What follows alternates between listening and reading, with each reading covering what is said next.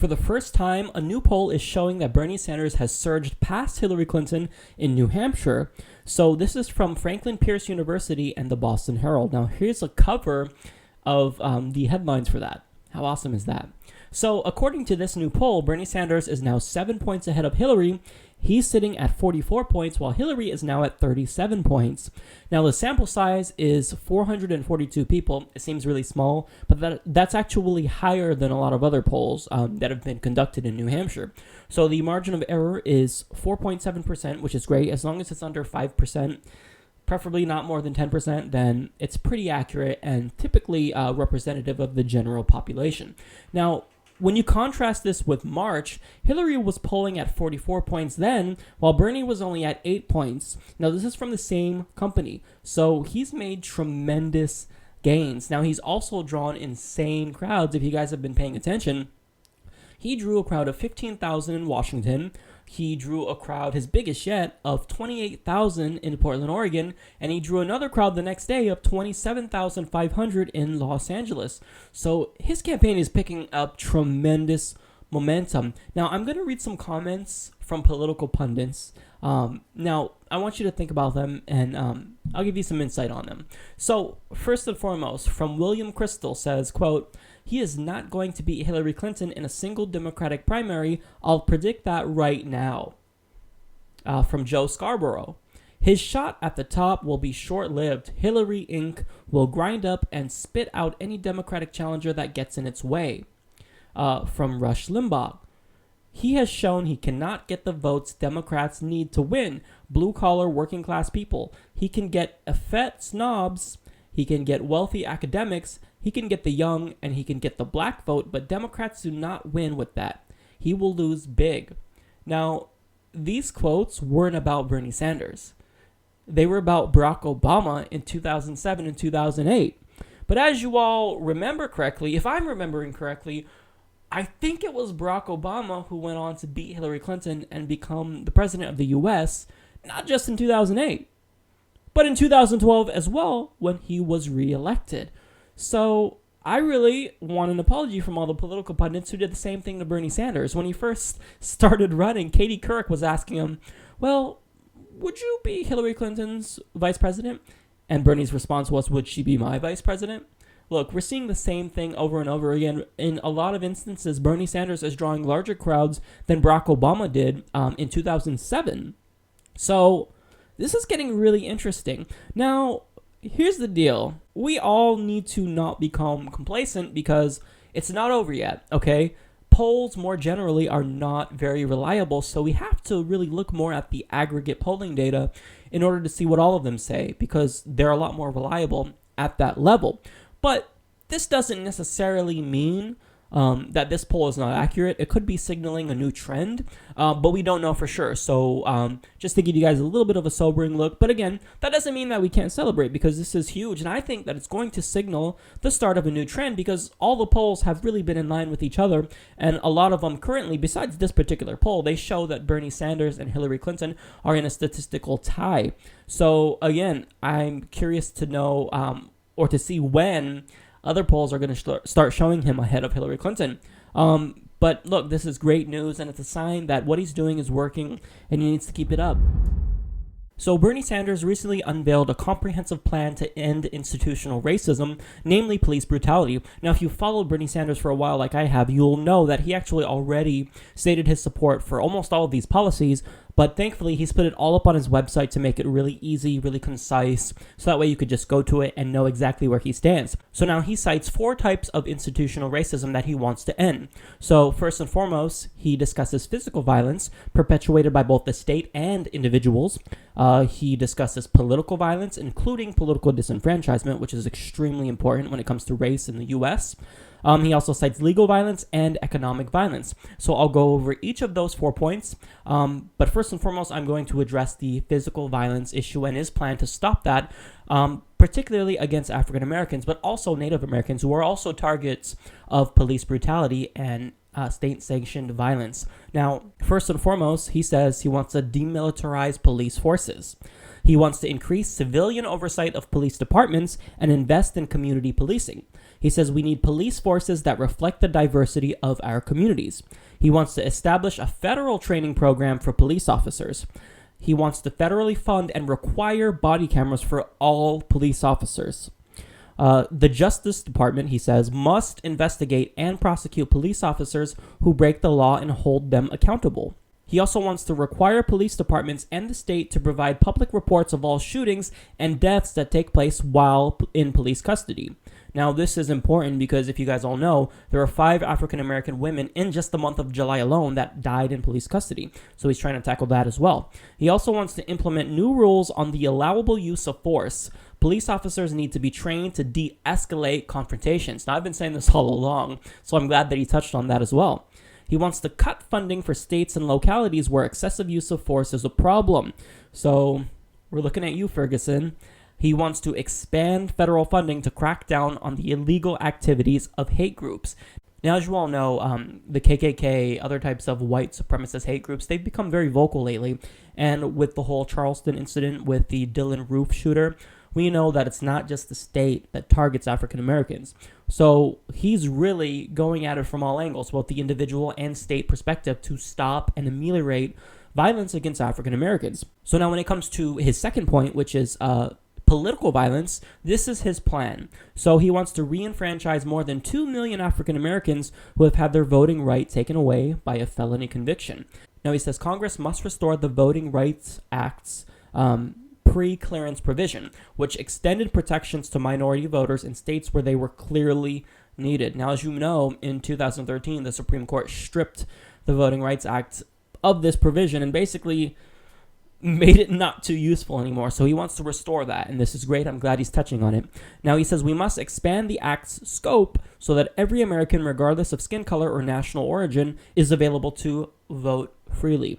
Now, he says that we need to make Election Day a federal holiday to increase voters' ability to participate. This is another fantastic point.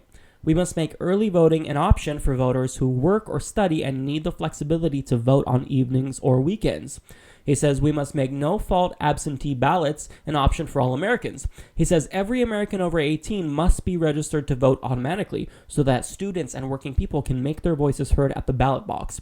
He also says we must put an end to discriminatory laws and the purging of minority community names from voting rolls. A lot of people don't even know this is happening, but it's a very large problem. He says we need to make sure that there are sufficient polling places and poll workers to prevent long lines from forming at the polls anywhere. So again, really great points. So now when it comes to his third point, he wants to end legal racism and violence. So to do that, he wants to ban for-profit prisons. So that way these institutions don't have an incentive to lock people up and keep them there. So now he wants to turn back the war on drugs and eliminate mandatory minimums. Now this is huge. He wants to invest in drug courts and medical and mental health interventions for people with substance abuse problems so that they do not end up in prison, they end up in treatment. Now, this is a sane policy. If you're against this, then I don't know what to say. So now he says that we need to boost investments for programs that help people who have gone to jail rebuild their lives with education and job training. So now the fourth type of racism is economic racism and violence. Now, Bernie wants to make all public universities tuition free. He wants to invest $5.5 billion in a federally funded youth employment program. He wants to establish pay equity for women. Now, a lot of people will kind of they'll pressure Bernie for kind of perpetuating the wage gap myth. Now, it is the case that the 77-cent or 78-cent wage gap, that's a little bit misleading, but there are still studies that show that there is about a 4 to 5% gap between men and women's wages. But I mean, I think that if you establish pay equity with legislation, it's not going to be harmful. So that way, if there are even these select few cases where men make more than women due to discrimination, well, I think that we should eliminate that anyway. So that's what he wants to do, establish pay equity. He also wants to ban employment discrimination based on criminal history, which is excellent. Now, he wants to also ensure access to affordable childcare for working families. So the last set of issues, they may seem kind of not necessarily relevant to the issue of institutional racism, specifically against African Americans, but all of these issues disproportionately impact the African American community as well as Latino communities. So it absolutely makes sense that he includes this in his plan to fight these 4 types of institutional racism. Now, I think that the plan is absolutely fantastic. It's comprehensive. He doesn't gloss over the nuances, and you can really tell that he did his homework.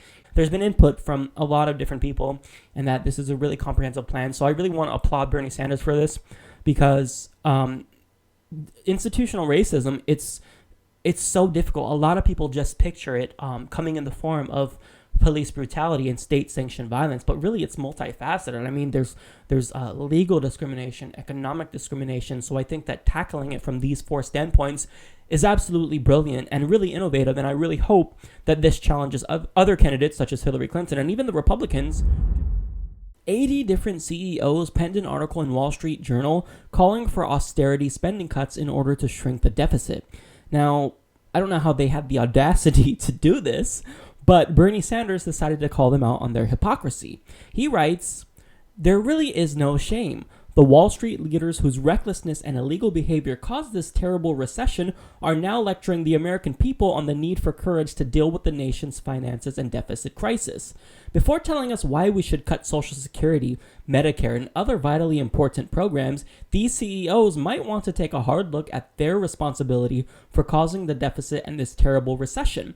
Our Wall Street friends might also want to show some courage of their own by suggesting that the wealthiest people in this country, like them, start paying their fair share of taxes. They might work to end the outrageous corporate loopholes, tax havens, and outsourcing provisions that their lobbyists have littered throughout the tax code, contributing greatly to our deficit." Now, what he then did next was amazing. He called out 18 CEOs by their name, and he shamed them individually and discussed how they're screwing over the American people. So now here's some of the more noteworthy CEOs that he called out. Bank of America's CEO, Brian Moynihan. Goldman Sachs' CEO, Lloyd Blankfein.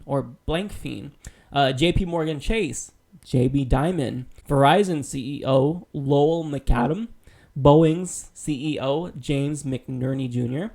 Microsoft CEO, Steve Ballmer. Now, he's not necessarily guilty himself, but Microsoft, they do actually have money overseas as well. Honeywell International CEO, David Coate. Corning CEO Wendell Weeks, and Time Warner CEO Glenn Britt.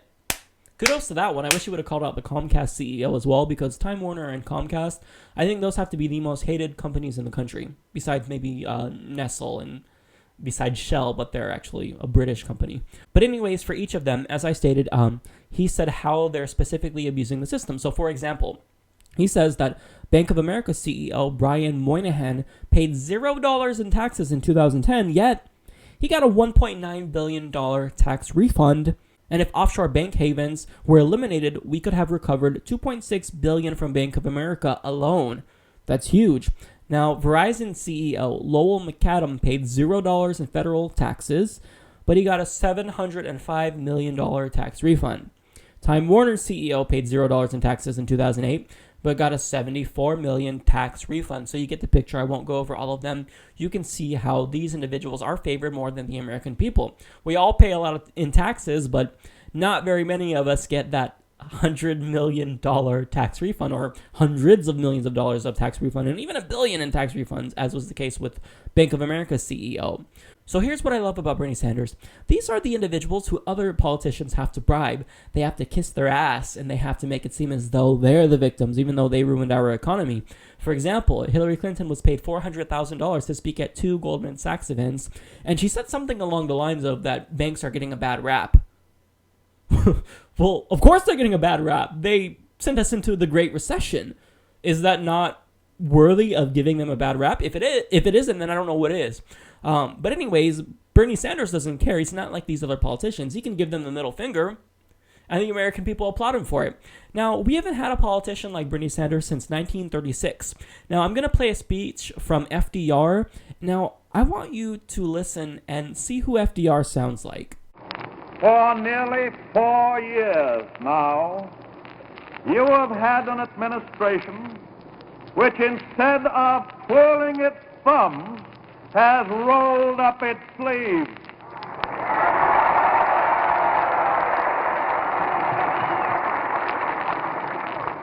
And I can assure you that we will keep our sleeves rolled up.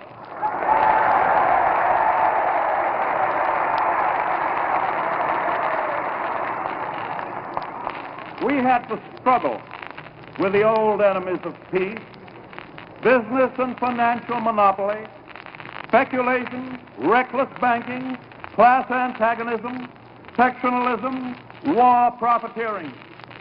They had begun to consider the government of the United States as a mere appendage to their own affairs.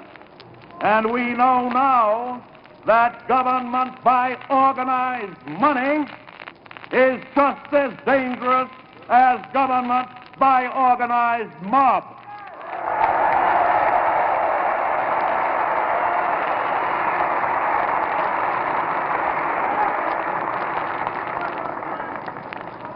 Never before in all our history have these forces been so united against one candidate as they stand today. They are unanimous in their hate for me, and I welcome their hatred. He said, I welcome their hatred. Look, it's official. Bernie Sanders is FDR 2.0. And I say 2.0 because he's new and improved and he's better than FDR. So this is really astounding. What we're seeing is something that's so unique, so unorthodox in our political system that you can't help but get excited about it. At the Christian Science Monitor press breakfast, Bernie Sanders elaborated a little bit more on his spiritual beliefs. So he says he's proud to be Jewish, but he explains that he's not particularly religious. Quote, he says, I'm not particularly religious. So that's all we know. It doesn't mean that he necessarily doesn't believe in God. That's probably not the case, but at a minimum, we at least know that he's 100% secular. And that's fantastic. That's a good thing, because we want a president who is now going to base his policy off of his religion. George Bush is the prime example that really shows us that you don't want a candidate who's going to base his or her beliefs off of the Bible or off of religion. He said that it was God that influenced him to invade Iraq. We can't have that. We can't have that for obvious reasons. So I'm glad that Bernie Sanders is coming out and saying that he's not particularly religious. And this is good because atheists and the secular community, they're the most underrepresented community in the United States. Does anyone know, any of my viewers, do you know how much congressmen and women represent atheists or who are actually just an atheist? I'll give you the number. It's 0. None. Not a single one. But here's the caveat to this. If Bernie Sanders is in fact a non-believer, well, it may be smart for him not to directly say that, because 40% of the country contends that they would not vote for an atheist president, according to Gallup. Now, here's that actual poll. So atheists, up until recently, were considered the most unelectable group in the country for a very long time. However, socialists have now overtaken atheists, and they're now the most unelectable group, as 50% of the country contends that they would not vote for a socialist candidate. However, a different poll shows that 47% of Americans would vote for a socialist. So one problem is that Bernie Sanders is often attributed the label of a socialist when technically he's more of a social democrat. Now, the problem with the word socialist in general is that it's very vague, because it's more of a spectrum. I mean, we already have socialism in this country. One program that's a fantastic example of that is Medicare. So now, look, the good news is that with respect to Bernie Sanders, he does identify as Jewish, which is good because only 7% of the country say that they will not vote for a Jewish president. So what's the takeaway here? What am I getting at? Look, this is just another example wherein Bernie Sanders is being 100% honest. We already know that a majority of the country, I think 70%, is Christian. But he's not trying to pander to them. He's trying to win based off the substance of his policies. You see, if you don't have any substantive policies that you're trying to propose, then you've got to pander. You've got to say, look, I'm a Christian. I love Jesus. This is why you should vote for me. But Bernie Sanders doesn't have to do that, because what he's doing is something that's principled. He's saying, look, this is why you should vote for me, because I want to get money out of politics. I want free universal health care. I think that institutional racism should be stopped. A lot of people in the country, they don't vote based on that. Unfortunately, that's just the sad reality. So now, this indicates that Bernie Sanders is a member of the secular community. So this is a win that the AAAD community, which is the atheist, anti-theist, a-religious, and agnostic and deist community, this is a win for them because they have a candidate that's actually, at a minimum, not going to try to destroy their rights and erode their rights. Because as we've seen, a lot of these candidates, even Barack Obama, one of the first things that he did was he said that he already authorized the National Prayer Day, which is a brazen violation of the First Amendment. But I mean, nonetheless, he's doing this so that way he can pander to voters and pander to people who may potentially be on the fence about him, but he wants to bring them in. So I like that Bernie Sanders is doing this. It just shows that he's brutally honest, and he's not going to lie about his position on anything. At most, he won't give us really a straight answer when it comes to marijuana, for example, but he's indicated that he's in favor of at least decriminalizing marijuana, but he hasn't like explicitly and unequivocally stated that, look, I want marijuana to be legalized. But I don't think this is because he's trying to pull a Hillary Clinton and dodge the question. I think it's because he's genuinely mulling it over in his mind. And this is the candidate that you want to do that. You want them to think through these issues. You want them to think about the nuances. You want them to balance the pros and cons. Now, if Bernie Sanders' other policies are any indication, he's going to come out on the right side with respect to marijuana. So, again, Bernie Sanders is showing why he's such a fantastic principled candidate. Simone Sanders, chair of the National Coalition on Juvenile Justice, has just joined Bernie Sanders' campaign as his press secretary. So now here's a clip of her introducing Bernie at the Portland rally. My name is Simone Sanders, and I have the privilege of serving as the chair of the Coalition for Juvenile Justice's National Youth Committee, and I am also joining the campaign this week as the National Press Secretary.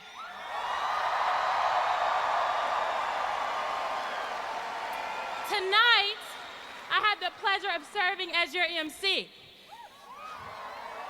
Now, I have some good information that says there might be a little disruption tonight. There's a potential for a little disruption. So, I want to be very clear. This campaign is about bringing people together.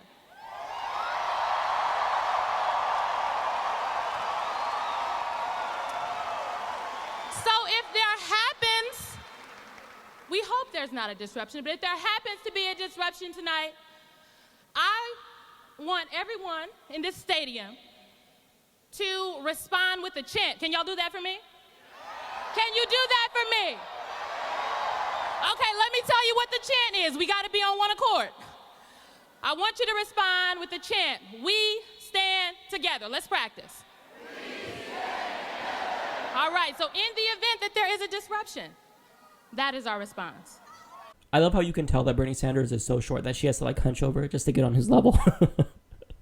I think that's funny. But anyways, the first thing that you notice is the energy that she brings, obviously. She described herself as an MC, and I think that that's important because anyone who doesn't want to listen to Bernie Sanders because he's just an old white man, well, you'll see that he has this young individual who has a lot of spunk and a lot of energy, so you will want to listen to her. So a couple of facts about her. She was an activist back in her teen years when she worked with Girls Inc. to instill self-confidence in young women, which that's a very commendable cause. She also previously worked for Ralph Nader, and she has also been in contact with Bernie Sanders for about 3 weeks before she was hired. So I think that this is going to be great for Bernie Sanders' campaign. I think she's a tremendous asset. I mean, she has the energy. She's young. She has spunk. And I think that she can really add a lot of energy to his campaign. And I really love her. You saw that she's a fantastic introducer of the campaign. She was able to really get the audience hyped up. But I mean, they were already probably energized because they're going to get to see Bernie Sanders speak. But again, I just love, I love that he chose her. I'm glad that he snatched her up before any other candidate was able to. I think this is a great thing for his campaign. On August 11th, Roseanne DeMoro, the executive director of the National Nurses United Union, which is the largest for American nurses in America, announced that the union is going to be officially endorsing Bernie Sanders' campaign. Now, if you don't know about this union, they have 185,000 members, so they've got a lot of clout, and this is a really huge endorsement for Bernie Sanders. Now, the reason why they say they endorsed Bernie Sanders over Hillary Clinton was primarily her unwillingness to to commit to a position on the Keystone XL pipeline and the Trans-Pacific Partnership. Now, as you all know, if you've been following Bernie Sanders or if you've been watching the Humanist Report, I've covered the fact that he's unequivocally condemned both of them, while Hillary Clinton, she just can't even give a straight answer on it. She just can't answer questions. We've learned that about her. Now, interestingly enough, they actually also backed Barack Obama in 2008, and much like Bernie Sanders, Obama was not the pick from the establishment. They didn't want him to win. They were pretty much all behind Hillary Clinton. So this is a great thing, but I mean, it really comes as no surprise. If you look at the donor list, which I'll put up a graphic for it right now. So now if you look at this graphic, you'll see that Hillary's donors are from banks, corporations, media outlets, but Bernie Sanders has all union endorsements. So now if unions see that Hillary Clinton is getting $782,000 from Citigroup, why would they even bother endorsing her? Because clearly Citigroup is going to have the most time. I mean, since they've donated the most money, they're going to have the most access to her and the most sway over her policies. So what's the point of even trying? So now, one teachers union did actually endorse Hillary Clinton over Bernie Sanders. I can't think of the name of the union, but I mean, there was another union that had actually endorsed Bernie Sanders as well. So this is fantastic. This is huge for his campaign, and I think it's going to continue and continue again. We're going to see a lot more unions jump in on the Bernie Sanders ship, because who's excited about Hillary Clinton? I'm not. Even the people who support Hillary Clinton. Are you really excited about her campaign? Is she doing anything do you think, in your opinion, to galvanize the public and get them excited? I mean, see, she recently revealed a plan to help student debt, but Bernie Sanders already did that months ago. So, I mean, what is it about Hillary Clinton that could possibly excite anyone? I don't know what it is, but Bernie Sanders certainly has a lot more to offer than Hillary, and this is why he's going to continue to get these union endorsements. Jeb Bush made an interesting comment about his brother's failed war. Take a look. On the issue, in your speech, you squarely linked the rise of ISIS to the decision to not leave U.S. troops in Iraq after the surge, which a lot of people agree with you on. But isn't it also the case that had we not invaded Iraq in the first place, we wouldn't be dealing with this ISIS problem? Look, who knows? I mean, that's just such a complicated hypothetical. Who knows? I can't answer that. I'll tell you, though, that taking out Saddam Hussein turned out to be a pretty good deal. What he doesn't realize is that the problem was taking down Saddam Hussein. He wasn't a good guy. Let's not make no mistakes about it. Saddam Hussein was a violent dictator. He repressed Shias. But I mean, this is something that we could have perhaps addressed through sanctions or some other types of means. Invading the country was not the right answer. And furthermore, taking down Saddam Hussein destabilized the entire region. So now that allowed a lot of groups to accumulate power. And especially since we left behind all of our weapons, well, now they were able to take those weapons and now use them against us. So we're now fighting people with our own weapons. How crazy is that? So Think Progress goes over the actual costs of the Iraq war. Now, they say 4,424 American troops died. Now, this excludes the ones who returned home with PTSD and took their own lives. So that's a significant cost. Now, in addition, 319 troops from coalition partners, such as the UK, were also lost due to the Iraq War. Now, we don't even have the numbers of coalition partners as troops who took their own lives from PTSD. And now 115,000 total Iraqi lives were lost, and up to 500,000 died as an indirect result of war. Now, it cost us more than $1.7 trillion, and that number could swell to $6 trillion when accounting for interest rates and benefits that are being paid out to war veterans who participated in the war. Now, also, I don't need to remind you that we didn't find any weapons of mass destruction. That was a lie. That was trumped up evidence. That was false. It was propaganda. And we all fell for it. Now, I'll add one more. Iraq is now basically on its way to becoming a failed state. So that's also a problem. So the cost of war, both in terms of life and how much it costs us from a money standpoint, it's very, very high. And we can't let any politician, I don't care if you're Republican, Democratic, we can't let any politician like Jeb Bush get anywhere near the White House if they're going to be willing to go to war on a moment's notice like that. Because the Iraq War was one of the most unpopular in American history, even more so than the Vietnam War. So that goes to show you that they still want to do more. I'm sure that Jeb Bush would want to expand the current war in Iraq. I'm sure that he would beef up our drone wars that we're currently having with Pakistan, Somalia, and Yemen, and also Syria too. And we're not even out of Iraq and Afghanistan. So the fact that these politicians, they're saying that we need to potentially invade Iran. They're not exactly saying it, but you know exactly that that's what they want to do. Some have said it, and come on, let's be real. Republicans want war. Some Democrats want war. Even Chuck Schumer came out against the Iranian peace deal. But look, any politician, I don't care what your party is, if you want war, you should not be able to get in the White House unless, here's the caveat, it's for actually protecting the American people. But we can't be waging these offensive wars because, one, it kills a lot of people. Two, it costs a lot of money that we can't afford. And three, because it makes us look like dicks in the international realm. Dr. Ben Carson had previously come out against using fetal tissue for scientific research. Now, he stated his disapproval of the practice in the wake of the manufactured Planned Parenthood scandal, where everyone was saying that they were profiting off of selling fetal tissue and fetal organs, but that wasn't the case. If you watch the video, you'll see that it was the tissue was being donated and the costs being negotiated were just the prices paid to transport the tissue.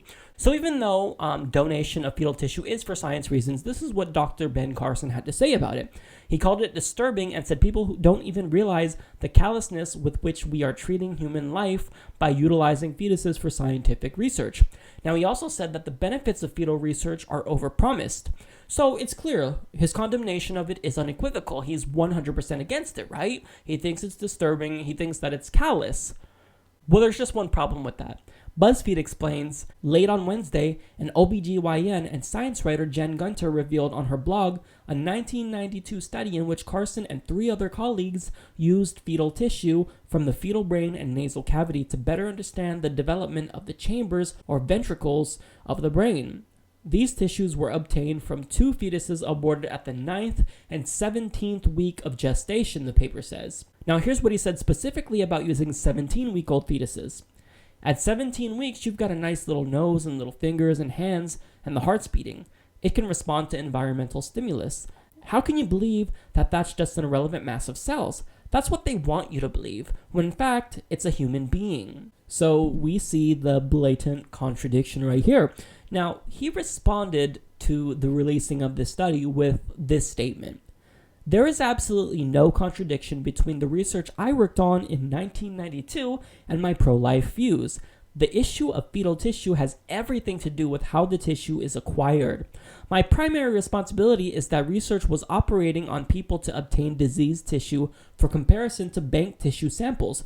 Killing babies and harvesting tissue for sale is very different than taking a dead specimen and keeping a record of it, which is exactly the source of the tissue used in our research. Here's what he did. He tried to sidestep the criticism by alleging that these fetuses are being killed specifically for the purpose of harvesting their tissue.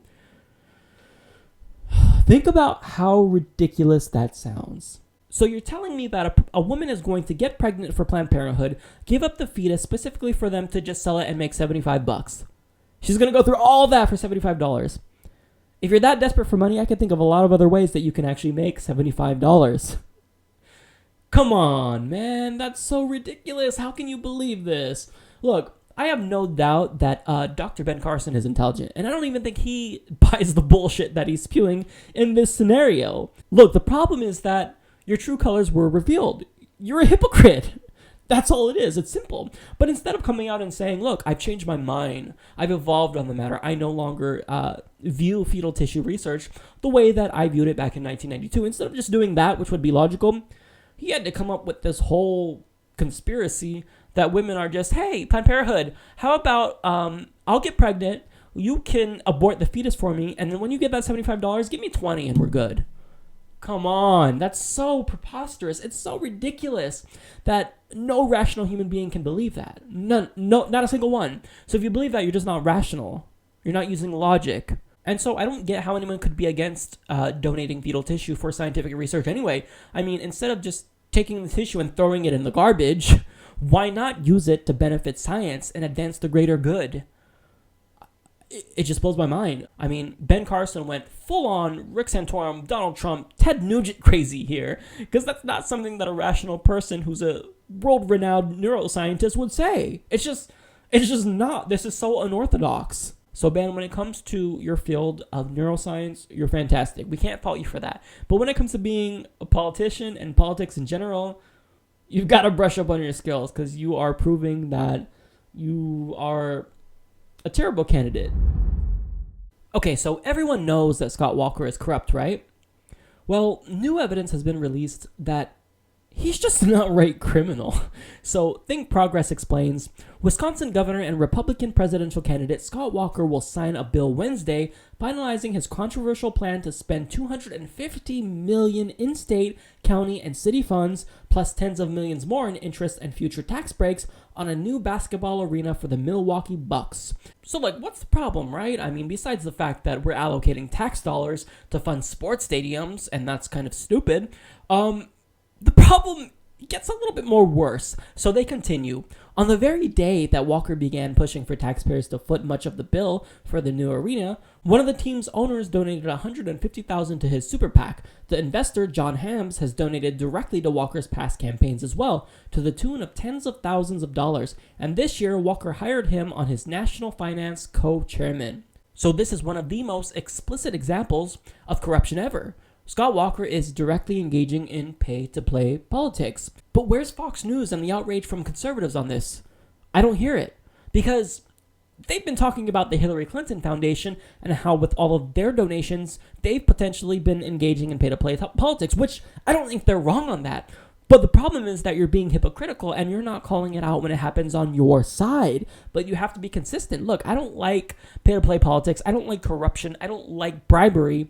When anybody does it, I don't care if they're Republican, Democrat, Independent, it doesn't make a difference. Corruption is bad, and it's not good for our system. Think about how crazy this is. This criminal, that is Scott Walker, has consistently polled within the top 5 GOP candidates, and things like this happen and nobody even cares about it. He's still polling well. How does this not automatically disqualify him from the race? It blows my mind. I don't get it. Somebody has to explain to me why this is the case. It doesn't seem rational to vote for someone who's going to get in office and benefit himself. This just shows why we really need to get money out of politics. Let me give you guys a little bit of an example here. So I donated a total of $10 to President Barack Obama's campaign, $5 in 2008, $5 in 2012. Now, someone named Tom Wheeler, a guy you may or may not know, he donated a total of $700,000 to both of Barack Obama's campaigns, $200,000 in 2008 and $500,000 in 2012. Now, one of us was given a job by Obama. One of us later became appointed as the head of the FCC. Can you guess which one? I'll give you a hint. It wasn't the dude who hosts the Humanist Report whose name rhymes with Schmike Wiggeredo. It's not that guy. As you guessed, it was the guy who gave $700,000 because my $10 didn't go very far. The bottom line is that there should be condemnation on both sides of the aisle. Both Democrats and Republicans should be condemning Scott Walker for this because this is a brazen example of corruption. It's a brazen example of him engaging in pay-to-play politics. And I don't see how he can still run and not have the other candidates challenge him. But do you want to know why they're not challenging him? Because they're also corrupt. So hopefully Donald Trump, which seems to be the voice of reason on the matter of money and politics, will hopefully call him out and make him look bad on this, because it blows my mind that this isn't going to be used against him, probably by the other candidates, because they don't want to make themselves look bad as well. So look, you can call out Hillary Clinton for engaging in pay-to-play politics. I'm right there with you. But do the same thing for Scott Walker. We don't want anyone to do this. So if we name and shame them, hopefully it will discourage them a little bit. Probably not, but we just got to make it known that this is not okay. Well, that's our show. Another jam-packed episode that was really difficult to fit it all into an hour. But again, I just want to thank all of my viewers. And as usual, I want to welcome all of my newest viewers to the channel because our subscriber count has been going up so high lately that it's really blowing my mind right now. Because we started this in June. I think it was June 18th was our first podcast. And if you would have told me that we would have grown this fast, then I would have thought you were crazy. So look, welcome to the channel. Thanks for tuning in. I will see you guys next week.